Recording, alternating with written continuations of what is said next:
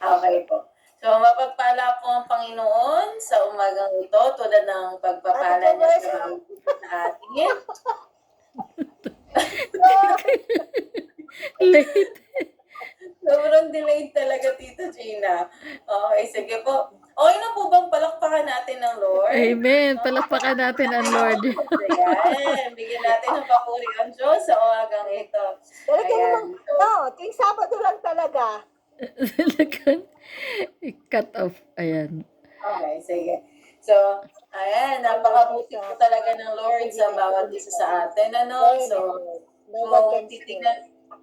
titingnan po natin ang buhay natin na nakikita niyo po ba yung kaibahan ng buhay ninyo dati sa kung paano kayo nabubuhay ngayon? Paano tayo nabubuhay ngayon lalo na meron tayong pagkakaroon sa Panginoon, natin pong napag-aaralan yung kanyang salita at nararanasan natin yung pagpapala po ng Diyos sa iba't ibang paraan. Mhm. Ayan. So, kung titingnan po natin, napakalaki po ng kaibahan, ano, talagang She's preaching. masasabi po natin na ang Diyos ay buhay at totoo. Amen. At totoo ang kanyang salita na pinag-aaralan po natin sa kalagitnaan. Amen, Jesus.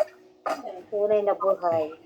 Ayan. So, tayo po ngayon ay okay, maingay po yung anak ko. Ayan. Tayo po ngayon ay magbabalik po sa ating pong pag-aaral tungkol sa bunga ng Espiritu. Ayan. Sige, wait lang po Napag-aralan na natin yung mga bunga niyang iba, ano nak? Opo, napag-aralan na po natin ang bunga ng pag-ibig. Ayan. Pag-ibig, Pag-ibig, kagalakan, kapayapaan, love, joy, peace, ang kapayapaan, kapayapaan. patience. Tapos ba tayo sa patience? Patience, Tapos, kahinahunan. kahinahunan. Yan. Kahinahunan na talaga namang ay Kailangan bawat minuto. Ang kahinahunan na kapag isa pong napakalaking ebidensya ng pagkakilala natin sa Kabaitan. kabaitan. Kabaitan. Ngayon po, ating yung kabutihang loob. Ayan. Yung kindness. Kindness, yan. Opo. At ngayon ay dadako naman po tayo sa bunga ng kabutihan. Okay. O sa English po ay goodness. Goodness. Oh, kindness, goodness. O kaya po talaga sobrang naiiyak ako dun sa worship, yung suktulang biyaya. Kasi parang nababad ako dun sa pag-aaral tungkol sa goodness. Sa goodness. Okay. Self-control. Pagpipigil sa sarili. Self-control. Mga po yung tita. Okay. Sorry kasi late ang dating sa akin. Pasensya na ha. Late talaga. We understand data. We fully understand. Okay, sige po. So, sabi nga ng verse na ito sa Galatia 5 verse 22 to 23. Sa lahat ng bunga po na ito ay walang kahit anong lalaban. I mean, wala pong against kasi ito po yung universally truth. Bagang katotohanan siya na hindi magbabago kailanman. Established na siya. Ito talaga siya. Ito talaga yung mabubuti. Ito talaga yung mga katangian na kapag meron po tayo ay hindi siya maluluma. against ng kahit anong bagay. Okay? Sige po. So, goodness, okay? Tulad po ng isang buto, okay, buto, na ginagamit po natin sa pagtatanim. Kapag po yung buto na ito ay itinanim natin sa lupa, o kaya sa kung anong paraan siya binubuhay. Kapag po ito ay ay nag-sprout na o bumuka na. Oo, parang lumabas na po yung stem na yung leaves niya. Kung ano po yung klase ng buto na itinanim mo, ay siya rin yung tutubo at aanihin mo. Hindi po ba? Hindi po tayo pwedeng magtanim ng kamatis. Mangga na ang magiging bunga ay apple. Hindi po ba? Kung buto ng mangga ang tinanim natin, bunga din ng mangga ang ating aanihin. Di po Mhm. ba? Okay. Ganon din po pagdating sa ating pananampalataya na ito. Itong inaaral po nating Bible. Sabi nga po, ang salita daw po ng Diyos ay parang buto. Di ba po Mhm. meron tayong pinag-aralan dito yung mga hasik ng buto? Di ba po? Itinuro po yun ni Mama before eh. Yung Mm. tungkol po sa parable of the seeds. Na, pero ito po ay ano naman, yung ang in-specify doon ay yung iba't ibang klase ng lupa. Pero yung buto po kasi na yun po yung Word of God. Mhm. At yung word, sabi ng Bible po, sabi dun sa book ng John, in the beginning was God, in the beginning was God. Tama ba, ma? Opo.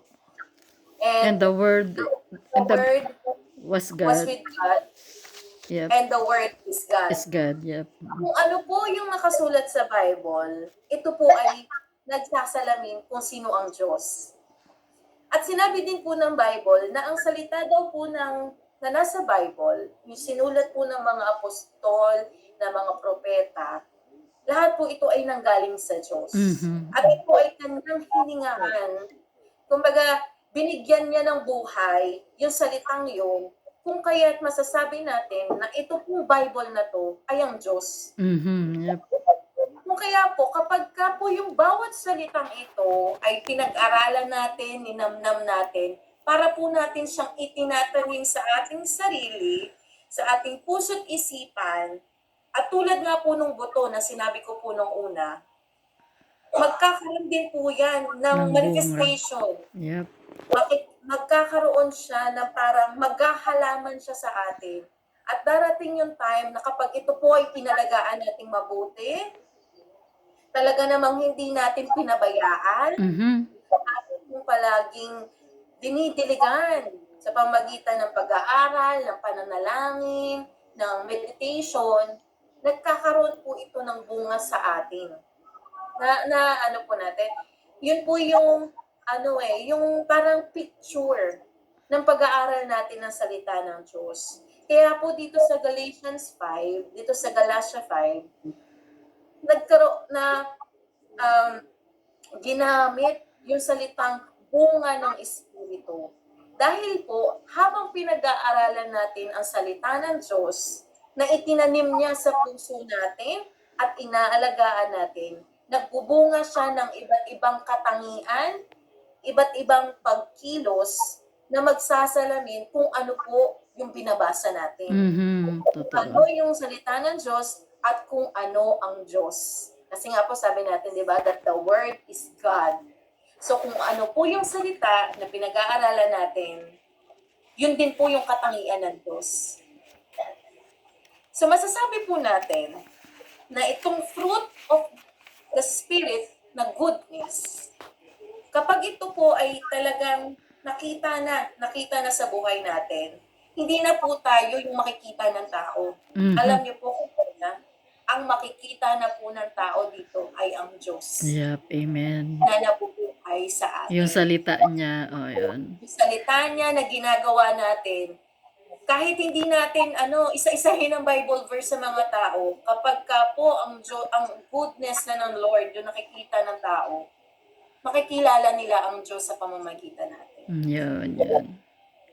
Lahat po ng sinabi na katangian na bunga, lahat po ito ay nagpapakita ng katangian ng Diyos. Okay. So, last time po pinag-aralan natin 'di ba yung kabutihang loob, yung kindness. So sa mga po kasi kapag ako po ay nag-aaral ng Word of God, isa po sa aking ginagawa, nakikinig ako ng preaching ng iba't ibang tagapagturo ng salita ng Lord. Mhm. Okay, kasi naniniwala po ako na ang mga tinawag ng Diyos ay ang Lord ang nagdadirect sa kanila. Oh, tama. Amen. For example po, dito po sa ating pag-aaral, di ba po, Amen. iba't iba pong nagtuturo. So, yung mga tinuturo po namin ay hindi lang galing sa amin. Hindi po iyan galing sa amin. Kundi galing po yan sa kaunawaan na ipinagkatiwala po ng Diyos sa amin. Through So, the to God Holy be the glory. Spirit. Yan. Opo. Kaya po kapag ako po ay nag-aaral talaga ng salita, nakikinig ako sa iba kasi alam ko may iba't ibang pagkaunawa ang binibigay ng Lord sa iba't Sa ibang ba't ibang tao. tao. Oo. Oo, hindi po ito dahil sa level ng katalinuhan o sa level ng intellect ng tao, pero lahat po ito ay pagkilos ng banal na espiritu kasi um, ang pag-uunawa po natin ng salita ng Lord ay depende sa sitwasyon. Ng buhay. Depende Totoo. kung ano yung nais ng Diyos na ipahatid din sa iba, sa mga nakikinig. Mhm. So, ganun po ako mag-aral ng pag nagme-meditate po talaga ako, lalo na pag magtuturo po ako. So, napakinggan ko po na ang bunga daw po pala ng kabutihang loob, ito po pala ay isang bunga na kung saan yung pagpapakita natin ng magagandang gawa is, di ba po, ito ay mirror o salamin na kung sino rin ang Diyos sa atin. Yup. Kumbaga, Amen. naranasan natin yung kindness ng Lord. Kung kaya't ito rin naman yung ibinibigay natin o Yun. pinapakita natin sa ibang tao. Mhm. Pero kung alam niyo ang goodness ay ano Amen. siya, kumbaga sabi nga dun sa pinakinggan ko, ang standard daw po pa talaga ng goodness ay sobrang taas. Kasi po yung goodness na ito, kung iisipin natin yung goodness ng Diyos, alam niyo po, hindi natin siya lubusang mauunawaan. Kapag ka po, parang mineditate natin sa sarili natin, yung goodness ng Lord, parang minsan nga mapapatanong tayo, Lord, bakit po ba kahit makasalanan ako, iniipit mo ko? Mhm. Lord, bakit po ba kahit nung panahon na nabuhay ka, yung mga taong ililigtas mo, kinatatwa ka, inalipusta ka, ginudge ka nila, pero hindi ka pa rin tumigil sa misyon mo. Nagpatuloy ka pa rin po, Panginoon. Kahit alam nyo yung sakit na mararamdaman nyo, Panginoon, bukod dun sa ginagawa ng tao laban sa inyo, pinagpatuloy mo pa rin. At dahil po yun sa goodness niya. Hindi natin lubusang mauunawaan bakit, alam niyo po, sobrang lawak lang po talaga ng goodness ng Lord. Hindi natin siya lubusang mauunawaan. Okay. So kapag sinabi po natin goodness, isa sa natutunan ko po sa pag-aaral kong ito, hindi po natin ito magagawa kung wala ang Diyos sa atin. Kung wala ang banal na espiritu. Kasi Kung wala po ang banal na espiritu sa atin. Mm-mm. Sige po, punta tayo dun sa sa Bible verse para mas dun tayo magbabase ng ating pag-uusap. Sige po, buksan natin sa Luke 18, verse 18 to page 104 page 104 po. Yung Bible ko kinuha ng to anak ko po. 18. Magbabasa siya. Nagbabasa siya. Oh Lord. Luke 18. Okay, sige. Sino po magbabasa, ma? Ako na? Ikaw na? Ako na lang at late si Tita Gina mo. Nakita nyo na po ba ano itong anak? Ito yung lalaking mayaman? Lalaking mayaman. Opo, ayan, sige. Nakita nyo na po ba? Mahal ko, ako na lang po at ano ka? Yung lalaking Late. mayaman. Oh, okay na, mahal ko. Sige po, naririnig ka namin. Ikaw na po. Lalaking mayaman. Ang lalaking mayaman. May isang pinuno ng bayan na nagtanong kay Jesus, "Mabuting guro, ano po ba ang dapat kong gawin upang makamtan ko ang buhay na walang hanggan?" Sumagot si Jesus, "Bakit mo ako tinatawag na mabuti? Ang Diyos lamang ang mabuti. Alam mo ang mga utos, huwag kang mangalunya, huwag kang papatay, huwag kang magnanakaw, huwag kang tatayo sakni para sa kasinungalingan, at igaling mo ang iyong ama at ina." Sinabi ng lalaki, "Ang lahat pong iyan ay tinupad ko na mula sa pagkabata." Pagkarinig nito ay sinabi ni Jesus, "Isang bagay pa ang kulang sa iyo. Ipagbili mo ang lahat ng iyong ari-arian at ipamahagi ang pinagbilhan sa mga dukha at magkakaroon ka ng kayamanan sa langit. Pagkatapos ay bumalik ka at sumunod ka sa akin. Nalungkot ang lalaki ng marinig yun sapagkat siya'y napakayaman. Napakayaman. Nakita ni Jesus na nalulungkot ang lalaki kaya sinabi niya, napakahirap para sa mayayaman ang makapasok sa kaharian ng Diyos. Mas madali pang makaraan sa butas ang karayom ang isang kamelyo kaysa makapasok sa kaharian ng Diyos ang isang mayaman. Nagtanong ang mga taong nakarinig nito, kung gayon, sino ang maliligtas? Ang mga bagay na hindi kayang gawin ng tao ay kayang gawin ng Diyos, tugon ni Jesus. Amen. Amen. Sinabi naman ni Pedro, tingnan po ninyo, iniwan na namin ang aming mga tahanan at sumunod sa inyo. Sinabi sa kanila ni Jesus, tandaan ninyo, kapag iniwan ni naman ang kanyang tahanan, asawa, mga kapatid, mga magulang o mga anak alang-alang sa kaharian ng Diyos, tatanggap siya ng higit pa sa panahong ito at sa panahong darating tatanggap siya ng buhay na Walang hanggan. Okay. Amen. Amen. Praise God. Okay. Sige po, so dito po ay may dalawang character po tayong pagtutuunan ng pansin. Ito ay yung pinuno po na nagtanong kay Jesus Christ at si Jesus Christ. Ayan. Sige, so tinanong po nung mayaman, di ba? Na paano daw niya makakamtan ang buhay na walang hanggan. Okay. Wala po. At nagbanggit po ang Panginoon ng iba't ibang dapat niyang gawin. Kung mapapansin po natin, alam nyo, ang mga ito ay galing sa 10 Sa utos ng Ten Diyos. Commandments. Opo. Oo, sa 10 Commandments na binanggit po sa Old Testament. Mhm. So, binanggit niya at nasasabi natin na lahat ng ito ay Sinusunod ng kung paano mayaman. tayo, Sinusunod ng mayaman, lalaki. sinusunod ng mayaman. So, kapag pag sinabi natin, ay, ginagawa ko na yan, di ba masasabi natin, ay, ang buti-buti naman ng taong ito. Di ba? Kung sa standard lang po ng tao, masasabi natin, napaka-perfect mo naman. Hindi po ba? Kasi parang, na-fulfill niya yung law. Yung 10 Na-fulfill utos. niya yung yung nasa 10 Commandments. Mm-mm. Pero, kahit po nagagawa niya naman, yung mga bagay na yon, sabi ng Lord Jesus, may kulang pa sa'yo. Okay. Challenge. Ipagbili mo ang lahat ng ari-arian mo at ipamigay mo sa mga Dukha. mahihirap. Kaya.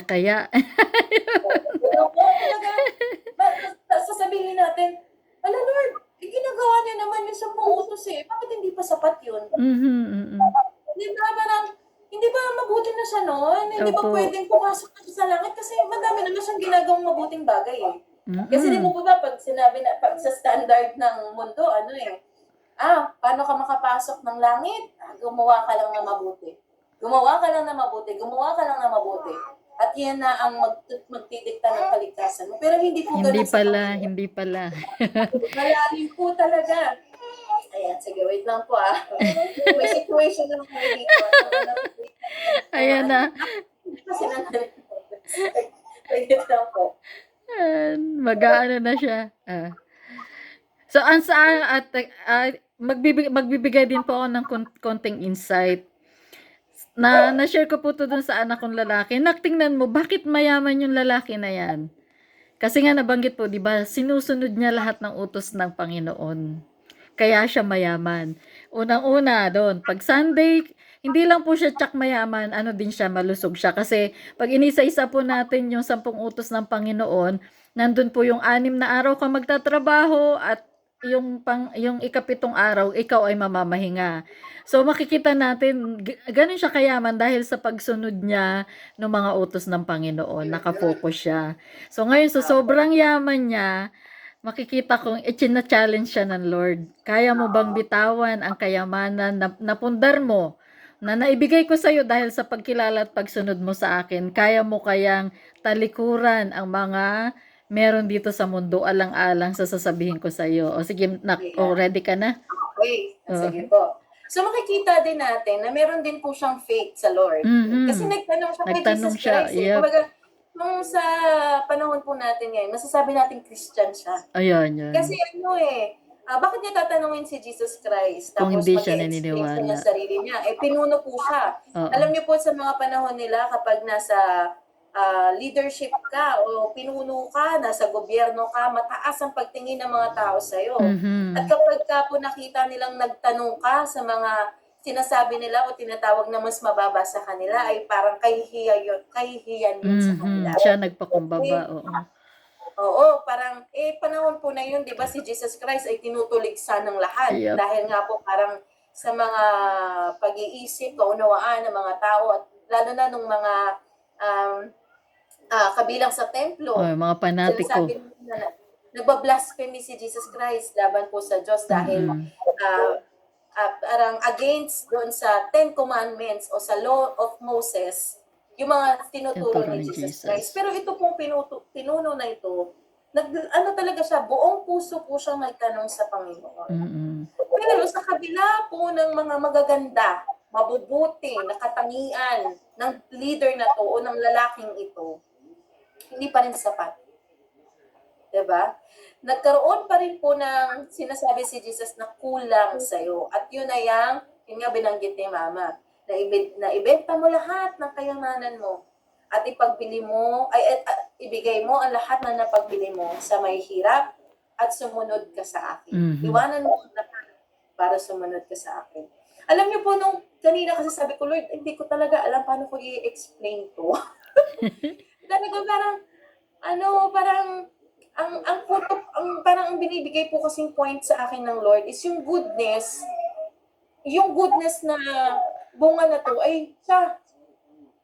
Yung goodness na magbubunga sa atin ay siya mismo. Mhm. Na ano po natin, na mai-explain ko to pagka napunta ako dun sa kaunawaan na yung fruit of goodness is pabumunga ng Diyos sa buhay natin.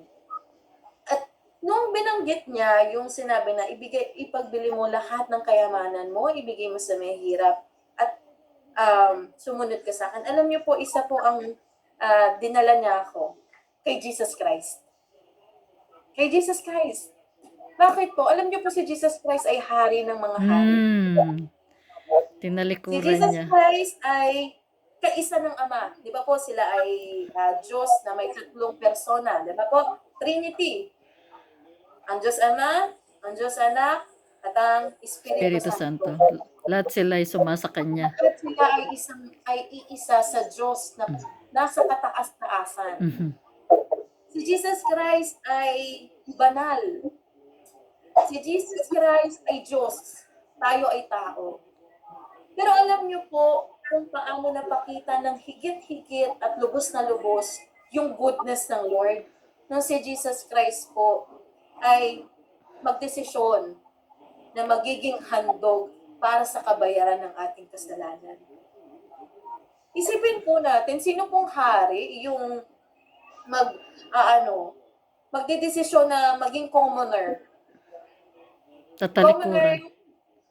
Karaniwang tao. Kunyari, imagine po natin na ang mundo ay isang kaharian at meron tayong monarchy o ang mga namumuno ay hari, reyna, prinsipe, princess. Yan, ganyan po ang monarchy. At si Jesus Christ yung nasa trono. Si Jesus Christ, pinili niya pong maging karaniwang tao. Pangkaraniwang tao. Yeah. Yung mga taong hindi nakatira sa castle.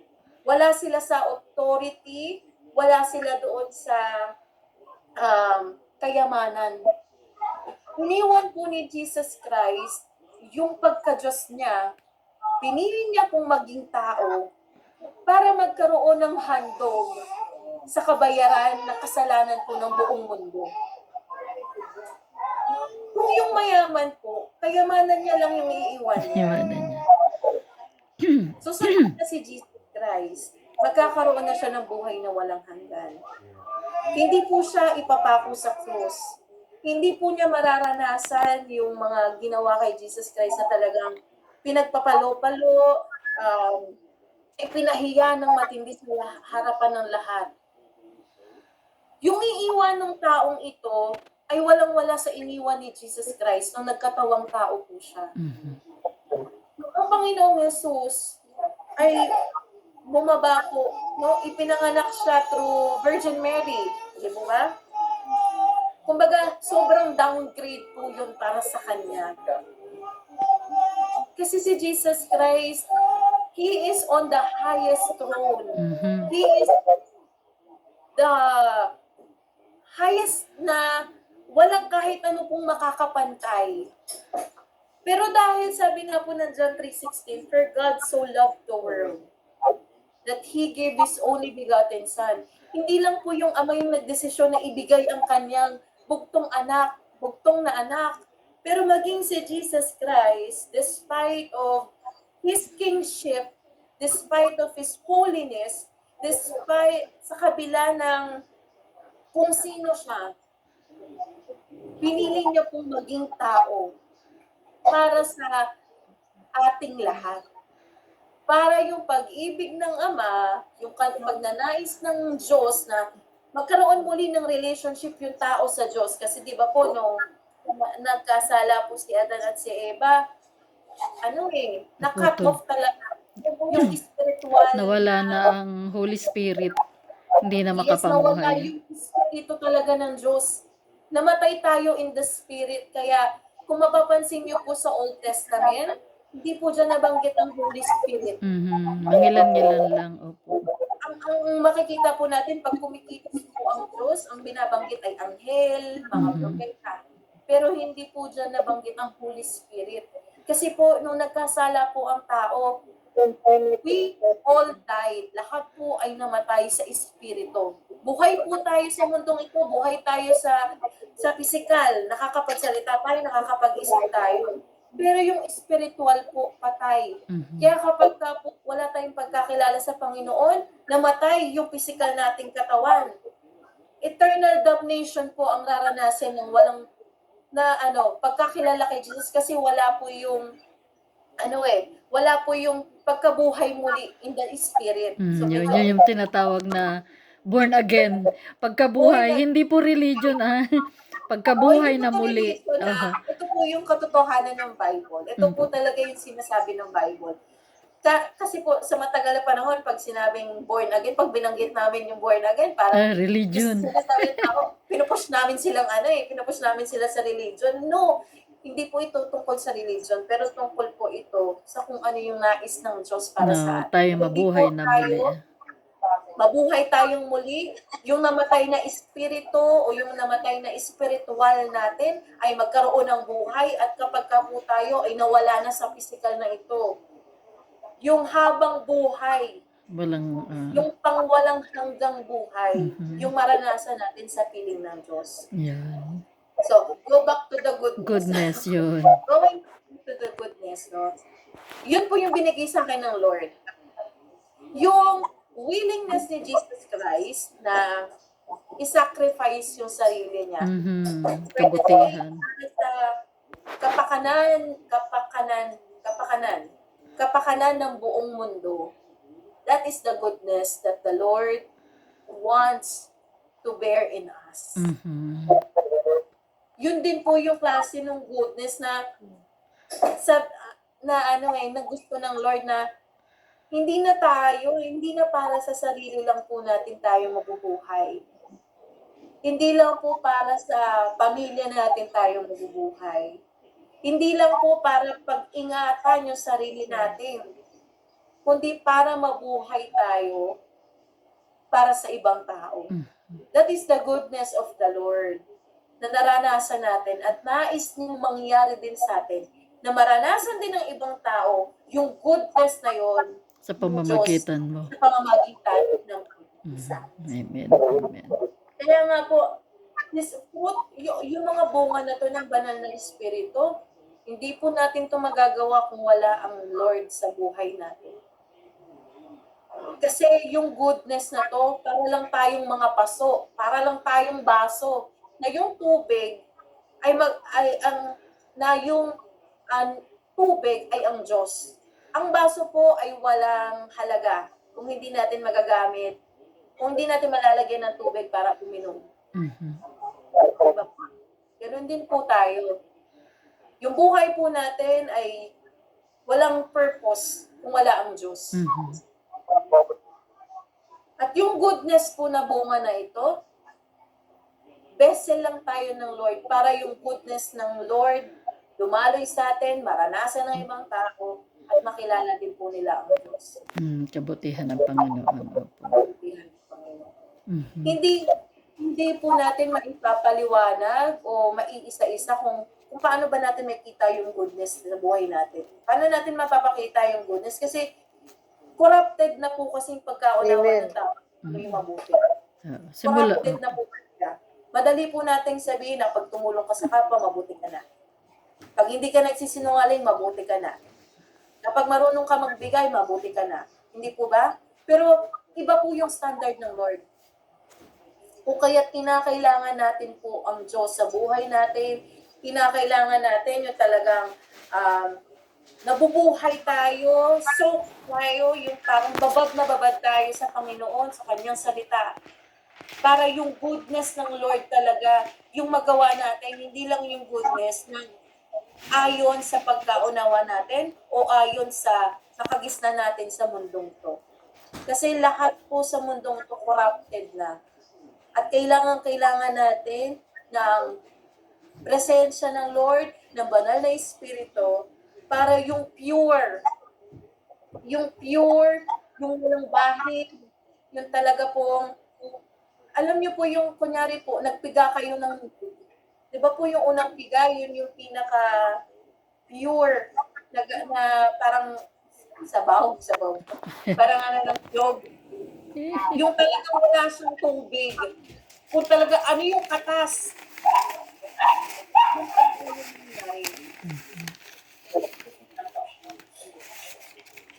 Kailangan po natin na makilala ang Lord para itong bawat bunga na ito, lalo na po yung goodness, ay mapakita natin sa ibang tao.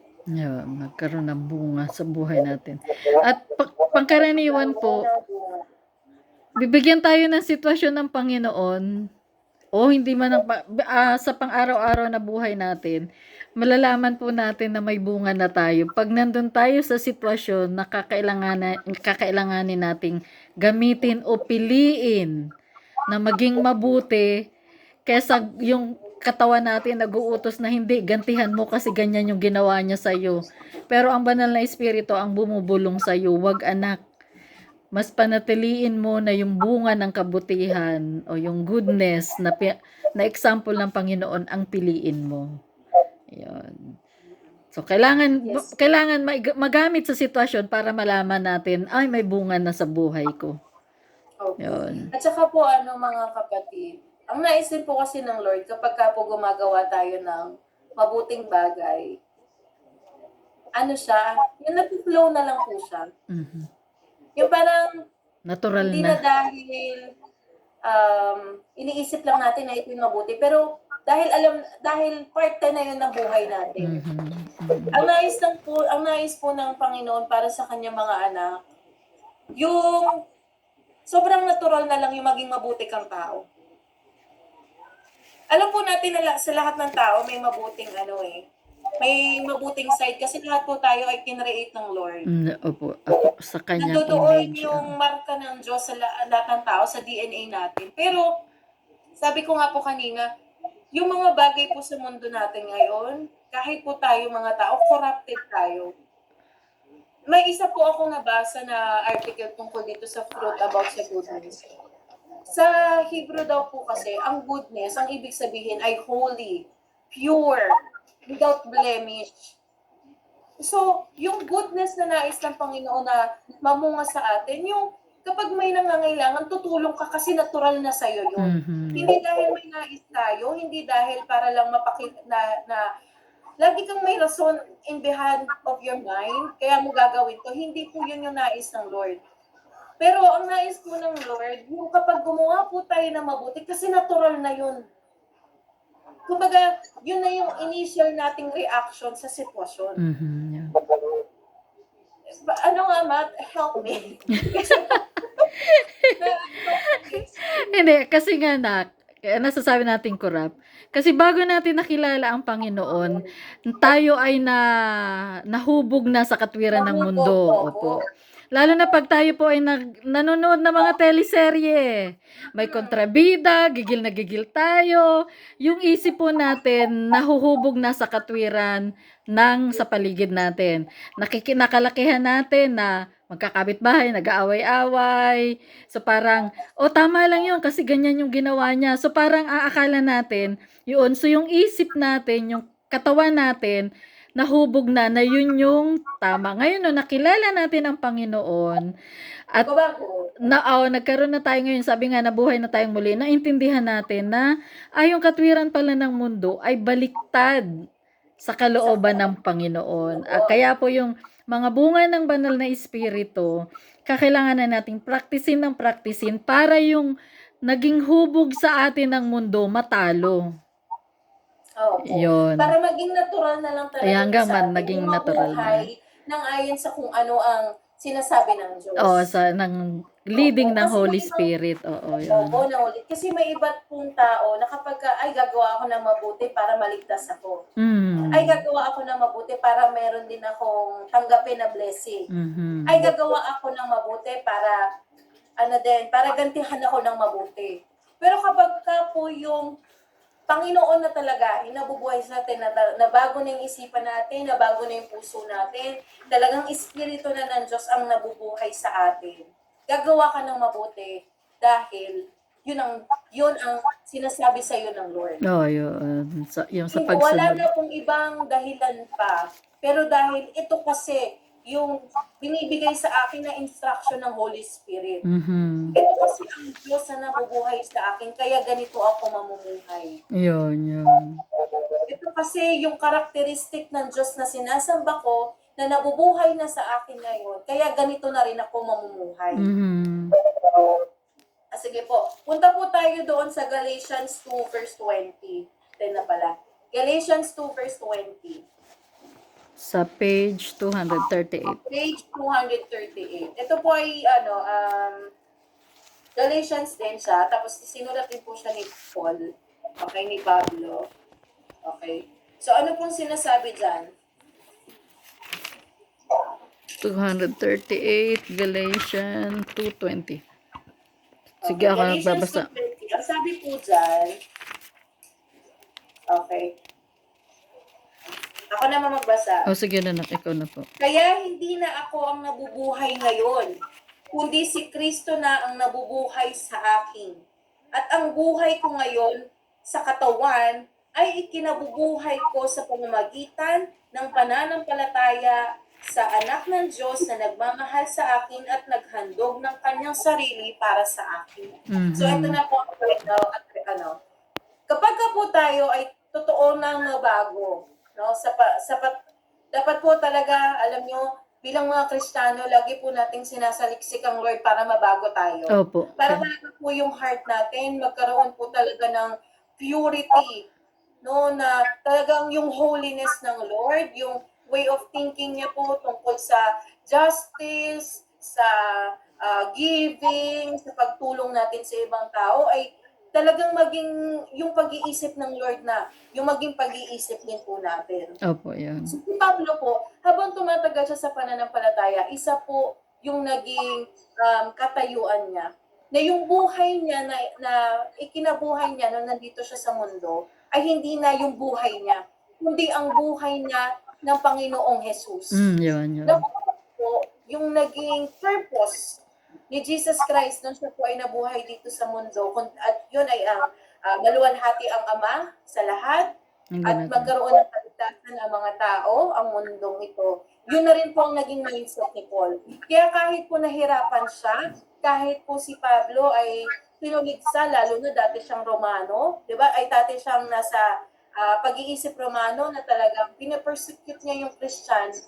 Nung nakakilala siya sa Panginoon, pumilala talaga siya. Namuhay po talaga siya para sa Panginoon.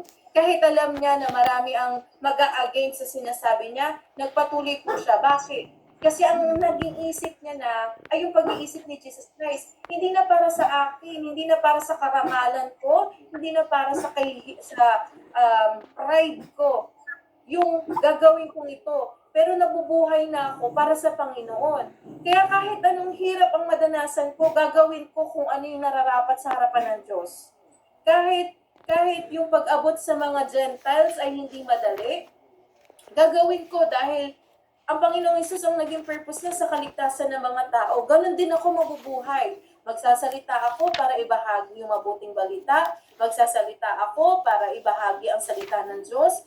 Mamumuhay ako hindi na para sa sarili kong kagustuhan. Hindi na para sa sarili kong comfort na maghahanap ako ng higaan sa gitna ng pagmimisyon ko. Hindi na para sa akin.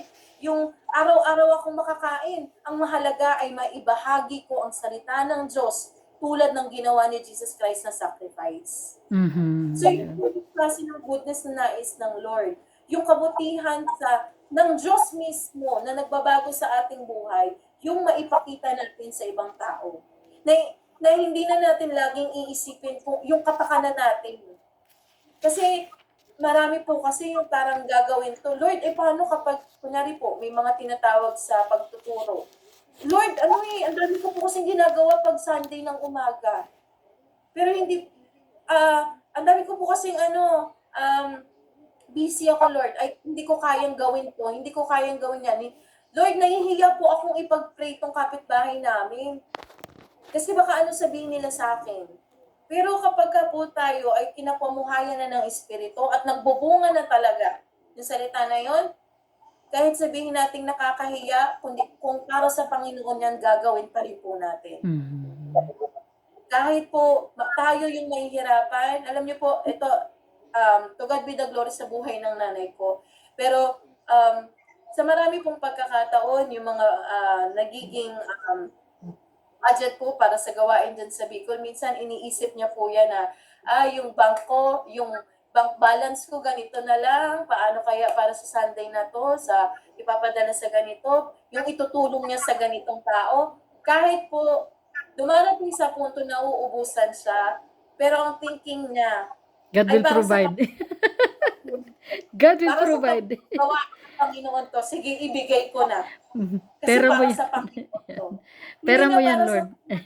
iisipin niya na paano yung pambayad nila, paano yung pang-utility sila. Hindi niya na iniisip, kailangan niya bang bumili ng makeup, kailangan niya bang mapagana, kailangan niya na pabango, wala po siyang ganong mindset. Marami po ba silang pera?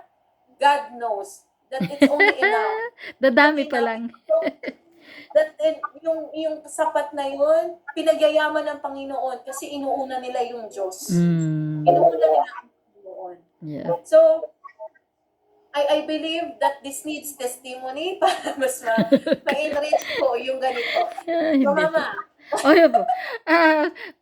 Para po mas malinaw habang nagsasalita po siya, nililid ako ng Lord na ito po ang kabutihan na galing sa Panginoon. Ang advice ni Jesus sa atin. Narinig niyo yung sabi, mata sa mata, ngipin sa ngipin, di po ba yan ang katwiran ng tao? Ngunit sinasabi ko sa inyo, huwag kayong gumanti sa masamang tao. Kaya po ba natin? Yan. Kung sinampal ka sa kanang pisngi, iharap mo ang iyong kaliwa. Kaya po ba? Kung isakdal kanino man upang makuha ang iyong damit, ibigay mo pati ang iyong balabal. Huwag pilitin ang isang kung pilitin ka na isang kawal na pasanin mo ang 2 milya, pasanin mo ng 2 milya. Kung sinabi pong isa, gawin mong 2. Bigyan mo ang mga nanghihingi sa'yo at wag mong tatanggihan ang nanghihiram sa'yo. So, nakikita nyo po yung kaibahan ng katwiran ng mundo sa sinasabi po ni Joy na ito ang goodness na example ng Panginoon. Yan nga, wag mong gagantihan ang masama ng masama. Kung may nanghihingi sa'yo at meron ka, hala, sige. Wag mong tatanggihan ang nanghihiram sa'yo kung may ipapahiram ka. Yan po yung mga kabutihan na gustong gawin ni Jesus. At meron pa po, narinig niyo sinabi, ibigin mo ang iyong kapwa at kamuhian mo ang iyong kaaway. Ngunit, ito naman ang sabi ni Jesus, ibigin ninyo ang inyong kaaway. Kaya po ba natin? Ipanalangin ninyo ang mga umuusig sa inyo. Yun pong mga tawag natin, yung mga nagmamarites tungkol sa buhay natin. Huwag po tayong magagalit, ipag-pray nyo na lang po. upang kayo'y maging tunay na anak ng inyong amang nasa langit. Yung sinasabi ni Ate Joy kanina. Pag ang sinusunod po natin yung kabutihan ng Panginoon, ito po yun, mga guidelines.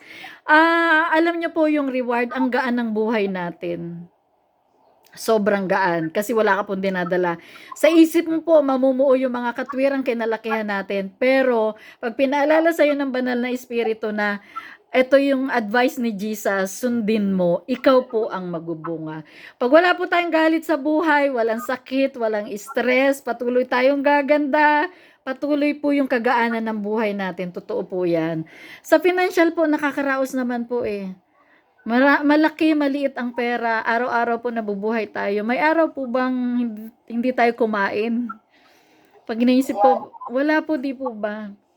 So, andun po, yun lang ang aking maano pagka tayo po talaga nagpatuloy na sa pagsunod sa mga salita ni Jesus. Yan sabi ni Ate Joy kanina, hindi na ako ang nabubuhay, si Jesus na. Yung salita na ni Jesus ang inuulit-ulit natin sa ating tenga at yun yung sinusunod natin. So marami pa po. Ang sabi nga po, kung ang nagmamahal lang sa inyo ang inyong mamahalin, anong gantimpala ang inyong aasahan?